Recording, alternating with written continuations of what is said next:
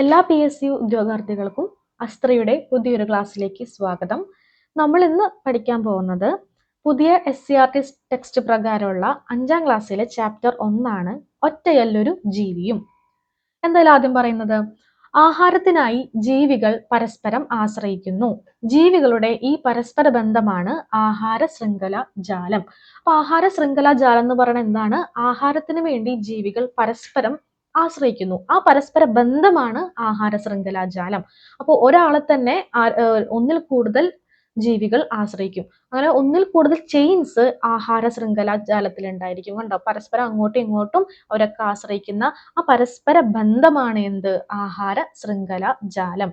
എന്നാൽ ആഹാര ശൃംഖലാ ജാലത്തിലെ ഒറ്റ ശ്രേണിയിലുള്ള ഒരു ആഹാര ബന്ധമാണ് ആഹാര ശൃംഖല.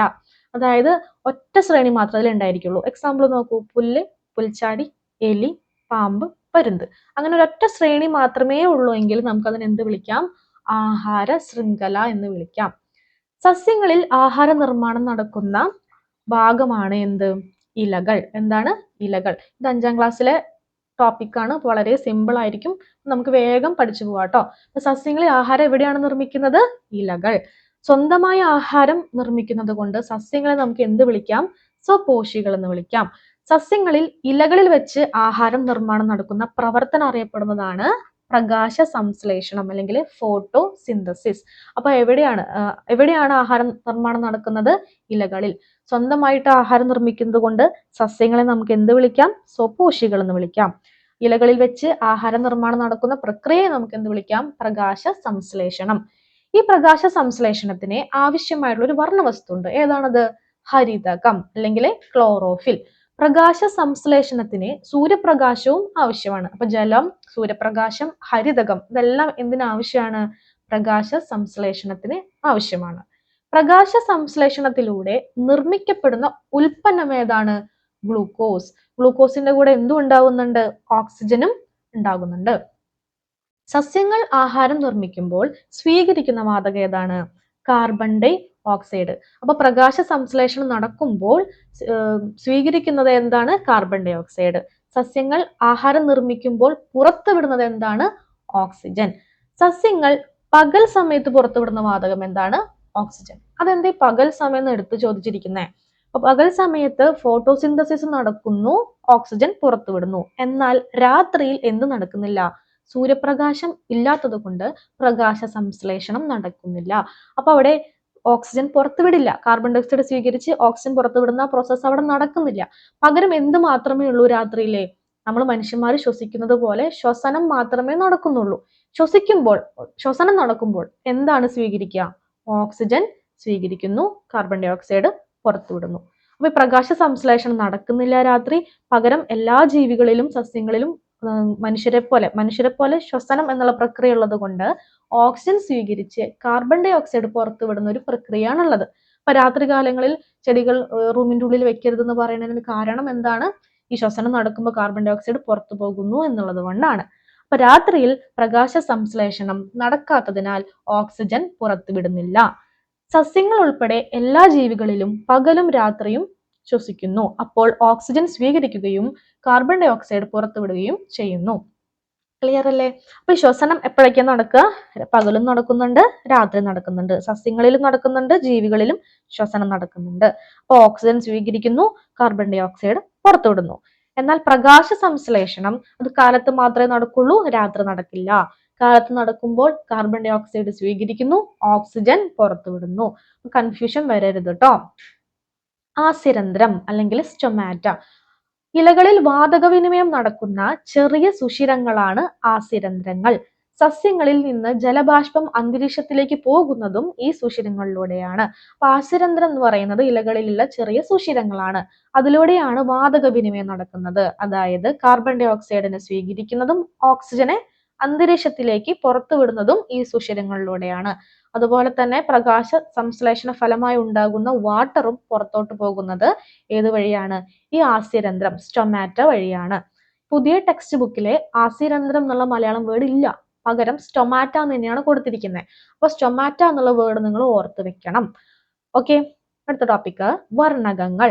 ഇലകൾക്കും തണ്ടുകൾക്കും പൂക്കൾക്കും പഴങ്ങൾക്കും നിറം നൽകുന്നതാണ് വർണ്ണകങ്ങൾ. പച്ച നിറം നൽകുന്നത് ഏതാണ്? ഹരിതകം, ക്ലോറോഫിൽ. പച്ച നിറം നൽകുന്നത് ക്ലോറോഫിൽ, ഹരിതകമാണ്. മഞ്ഞ നിറം നൽകുന്ന വർണ്ണകമാണ് സാന്തോഫിൽ. പച്ച ഹരിതകം, മഞ്ഞ സാന്തോഫിൽ. ഓറഞ്ച് ഏതാണ്? കെരോട്ടിൻ. ഓറഞ്ച് നിറം നൽകുന്നത് കെരോട്ടിൻ. ചുവപ്പ് നിറം നൽകുന്നത് ആന്തോസയാനിൻ. അപ്പൊ ചീരയിൽ ഏറ്റവും കൂടുതൽ ഉണ്ടായിരിക്കാൻ സാധ്യത ഏതാണ്? അപ്പോ ആന്തോസയാനിൻ. അങ്ങനെയാണെങ്കിൽ ചീരയിൽ ഹരിതകം ഉണ്ടോ? ചുവന്ന ചീരയിൽ ഹരിതകം ഉണ്ടോ? ചുവന്ന ചീരയിലെ ഹരിതകം ഉണ്ട്. പച്ച കളർ ഇല്ല എന്ന് വിചാരിച്ച് ഹരിതകം ഇല്ല എന്ന് വിചാരിക്കരുത്. പച്ച കളറുള്ള ഹരിതകം ഉണ്ട്. ഹരിതകം ഉണ്ടെങ്കിലേ ഫോട്ടോസിന്തസിസ് നടക്കുള്ളൂ. കുറച്ചളവിൽ മാത്രമേ ഉണ്ടാവുള്ളൂ എന്ന് മാത്രം, ആന്തോസയാനിനെ അപേക്ഷിച്ച്. അപ്പോൾ ചുവന്ന ചീരയിൽ ആന്തോസയാനിനും ഉണ്ട്, ഹരിതകവും ഉണ്ട് കേട്ടോ. അപ്പൊ പച്ച കളർ നൽകുന്നത് ഹരിതകം, മഞ്ഞ സാന്തോഫിൽ, ഓറഞ്ച് കെരോട്ടിൻ, ചുവപ്പ് ആന്തോസയാനിൻ. എപ്പിഫൈറ്റുകൾ. വാസസ്ഥലത്തിനായി മാത്രം മറ്റു സസ്യങ്ങളെ ആശ്രയിക്കുന്ന സസ്യങ്ങളാണ് എപ്പിഫൈറ്റുകൾ. അപ്പൊ താമസിക്കാൻ വേണ്ടി മാത്രം ഒരു സസ്യത്തെ ആശ്രയിക്കും. ഫോർ എക്സാമ്പിൾ നോക്കൂ, മരവാഴ. ഇത് സസ്യത്തിന്റെ മേലെ അതിന്റെ വേരുകൾ വെച്ചിങ്ങനെ പറ്റി പിടിച്ചിരിക്കും. എന്നിട്ട് അതിനാവശ്യമായിട്ടുള്ള ജലം ഈർപ്പം എവിടെ നിന്ന് വലിച്ചെടുക്കും? ഈ വേരുകൾ, ഈ കട്ടിയുള്ള വേരുകൾ ഉപയോഗിച്ചിട്ട് അന്തരീക്ഷത്തിൽ നിന്ന് വലിച്ചെടുത്തവര് ഫുഡ് ഉണ്ടാക്കും. ചെറിയ വേരുകൾ മരവാഴയെ മരത്തിൽ പറ്റിപ്പിടിച്ചു വളരാൻ സഹായിക്കുന്നു. കട്ടി കൂടിയ വേരുകൾ അന്തരീക്ഷത്തിൽ നിന്ന് ഈർപ്പം വലിച്ചെടുക്കുകയാണ് ചെയ്യുന്നത്. അപ്പൊ എന്താണ് എപ്പിഫൈറ്റുകൾ? വാസസ്ഥലത്തിന് വേണ്ടി മാത്രം ആതിഥേയ സസ്യങ്ങളെ ആശ്രയിക്കുന്ന സസ്യങ്ങൾ. എക്സാമ്പിൾ മരവാഴ. അവരെ പറയുന്ന പേരാണ് എപ്പിഫൈറ്റുകൾ. എപ്പിഫൈറ്റുകൾ ആതിഥേയ സസ്യത്തിന് എന്തെങ്കിലും ദോഷം ഉണ്ടാക്കുന്നുണ്ടോ? ഒരു ദോഷവും ഉണ്ടാക്കുന്നില്ല. അത് താമസിക്കാൻ വേണ്ടി മാത്രമാണ് ഈ സസ്യങ്ങളെ ആശ്രയിക്കുന്നത്. അടുത്തത് അർദ്ധപരാഗങ്ങൾ. ഇത് ശ്രദ്ധിക്കണം. ആതിഥേയ സസ്യത്തിൽ നിന്ന് ജലവും ലവണവും ആഗിരണം ചെയ്ത് സ്വന്തമായി ഭക്ഷണം ഉണ്ടാക്കുന്ന സസ്യങ്ങളാണ് അർദ്ധപരാഗങ്ങൾ അല്ലെങ്കിൽ സെമി പാരസൈറ്റുകൾ. എക്സാമ്പിൾ ഇത്തിൽക്കണ്ണി. അപ്പൊ ഇത്തിൽക്കണ്ണി ഒരു മാവിലൊക്കെ വളരുകയാണെന്നുണ്ടെങ്കിൽ മാവിൽ നിന്ന് ആ ജലവും ലവണമൊക്കെ ആഗിരണം ചെയ്യും. എന്നിട്ട് ഫുഡ് സ്വന്തമായിട്ട് ഉണ്ടാക്കും. ആ മര്യാദയൊക്കെ കാണിക്കും. പക്ഷെ ജലവും ലവണമൊക്കെ വലിച്ചെടുക്കും. അപ്പൊ ഈ ജലവും ലവണം വലിച്ചെടുക്കുന്നത് കൊണ്ട് എന്തെങ്കിലും ഉപദ്രവം ഉണ്ടാവുമോ ഈ ആതിഥേയ സസ്യത്തിന്? ഉണ്ടാവും, തീർച്ചയായിട്ടും ഉണ്ടാവും. ആ കൊമ്പൊക്കെ ഉണങ്ങിപ്പോവും. അപ്പൊ സ്വന്തമായി ഭക്ഷണം പാകം ചെയ്യുന്നുണ്ട് എങ്കിൽ പോലും ജലവും ലവണവും ആരിൽ നിന്ന് വലിച്ചെടുക്കും? ആതിഥേയ സസ്യത്തിൽ നിന്ന് വലിച്ചെടുക്കും. ഇവരാണ് അർദ്ധപരാഗങ്ങൾ. എന്തുകൊണ്ട് ഈ അർദ്ധം എന്ന് പറയുന്നത്? പൂർണ്ണമായിട്ടും ആശ്രയിക്കണില്ല, സ്വന്തമായിട്ട് ഭക്ഷണം ഉണ്ടാക്കുന്നുണ്ട്, ജലം ലവണം മാത്രമേ വലിച്ചെടുക്കുള്ളൂ, ബാക്കി കാര്യങ്ങളൊക്കെ ഇത്തിൽക്കണ്ണി ചെയ്യും. അതുകൊണ്ടാണ് അർദ്ധപരാഗം എന്ന് വിളിക്കുന്നത്. അടുത്ത് നോക്കി, പൂർണ്ണപരാഗം. അപ്പൊ നിങ്ങൾ തന്നെ പറയൂ, എന്തായിരിക്കും പൂർണ്ണപരാഗം? ഫുൾ ഫുഡ്, ആ ആതിഥേയ സസ്യത്തിൽ നിന്ന് എല്ലാ പോഷകഘടകങ്ങളും ആഗിരണം ചെയ്ത് ഒന്ന് ഫുഡ് ഉണ്ടാക്കാനുള്ള പ്രയത്നം പോലും എടുക്കാത്ത ആൾക്കാരാണ് ആര്? മൂടില്ലാത്താളി അല്ലെങ്കിൽ പൂർണ്ണപരാഗങ്ങൾ. എക്സാമ്പിൾ ആണ് കേട്ടോ മൂടില്ലാത്താളി. ആതിഥേയ സസ്യത്തിൽ നിന്ന് പോഷകഘടകങ്ങൾ ആഗിരണം ചെയ്യാൻ കഴിയുന്ന വേരുകളുള്ള സസ്യങ്ങളെയാണ് പൂർണ്ണപരാഗങ്ങൾ അല്ലെങ്കിൽ ടോട്ടൽ പാരസൈറ്റ് എന്ന് വിളിക്കുന്നത്. ഇവര് സ്വന്തമായിട്ട് ആഹാരം പാകം ചെയ്യില്ല. ആതിഥേയ സസ്യം ഉണ്ടാക്കി വെച്ച ഫുഡ് അതേപോലെ വലിച്ചെടുക്കുകയാണ് ചെയ്യുക. ഇവരാണ് പൂർണ്ണപരാഗങ്ങൾ, മൂടില്ലാത്താളി. അപ്പൊ എന്തായിരുന്നു എപ്പിഫൈറ്റുകൾ? വാസസ്ഥലത്തിന് വേണ്ടി മാത്രം എന്ത് ചെയ്യുന്നു? ഒരു സസ്യത്തെ ആശ്രയിക്കുന്നു. ഉദാഹരണം മരവാഴ. എന്താണ് അർദ്ധപരാഗങ്ങൾ? അവരെ ജലവും ലവണവും ആതിഥേയ സസ്യത്തിൽ നിന്ന് വലിച്ചെടുക്കും. എന്നിട്ട് ഫുഡ് ഉണ്ടാക്കാനുള്ള മര്യാദ അവര് കാണിക്കും. എക്സാമ്പിൾ എന്തായിരുന്നു? ഇത്തിൽക്കണ്ണി. ഇനി എന്താണ് പൂർണ്ണപരാഗങ്ങൾ? ഒരു മര്യാദ ഇല്ലാത്തവരാണ്. അവര് ഫുഡോട് തന്നെ ആതിഥേയ സസ്യത്തിൽ നിന്ന് വലിച്ചെടുക്കും. പോഷകഘടകങ്ങൾ മുഴുവൻ അവര് വലിച്ചെടുക്കും. സ്വന്തമായി അവര് ആഹാരം പാകം ചെയ്യില്ല. എക്സാമ്പിൾ എന്താണ്? മൂടില്ലാത്താളി. അപ്പൊ ഇത്രയും കാര്യങ്ങളാണ് നമുക്ക് 5ാം ക്ലാസ്സിലെ ചാപ്റ്റർ 1 നോക്കാനുള്ളത്. വളരെ എളുപ്പമുള്ള ഒരു ചാപ്റ്റർ ആണ്. ഇതിലെ എപ്പിഫൈറ്റുകളുടെ കാര്യം പഠിക്കണം, വർണ്ണകങ്ങൾ പഠിക്കണം, പിന്നെ കാർബൺ ഡയോക്സൈഡ് ഓക്സിജന്റെ ഗ്യാസ് ഒക്കെ നമുക്ക് അറിയുന്നതാണ്. എന്നാലും കൺഫ്യൂഷൻ ഒന്ന് ഒഴിവാക്കണം. അപ്പൊ എല്ലാവരും നന്നായി പഠിക്കും എന്ന് പ്രതീക്ഷിക്കുന്നു.